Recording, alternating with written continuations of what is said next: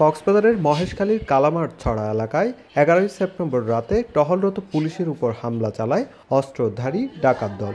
গুলিতে গুরুতর আহত হন এএসআই সেলিম মিয়া, কনস্টেবল সোহেল রানা ও মাসুদ হোসেন।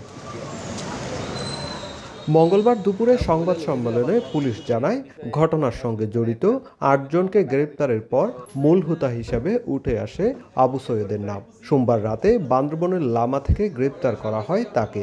সৈয়দের দেয়া তথ্যের ভিত্তিতে সকালে তার বাড়ি থেকে উদ্ধার করা হয় একটি একনলা বন্দুক, 2টি এলজি ও 3 রাউন্ড কার্তুজ। পুরো ঘটনার যে নেতৃত্ব দানকারী, যে নিজের থেকে উপস্থিত থেকে গুলি করেছে এবং পুরো টিমকে যে লিড করেছে আবু সাইদ, প্রাথমিক জিজ্ঞাসাবাদে স্বীকার করেছে। এই ব্যাপারে আমাদের যে প্রচেষ্টা, এন্ডেভার, এটা আমাদের এখনো অব্যাহত আছে।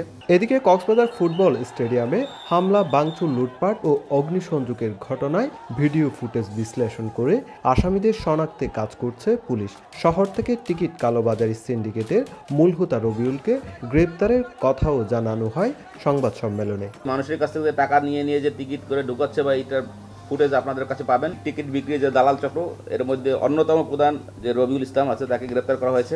একই রাতে আরও একটি অভিযানে মহেশখালীতে তোফাইল হত্যা মামলার পলাতক আসামি বায়েতুল্লাহকে অস্ত্রসহ গ্রেপ্তার করেছে পুলিশ। এটা আমরা দ্রুত সুজাউদ্দিন রুবেল, সময় সংবাদ, কক্সবাজার।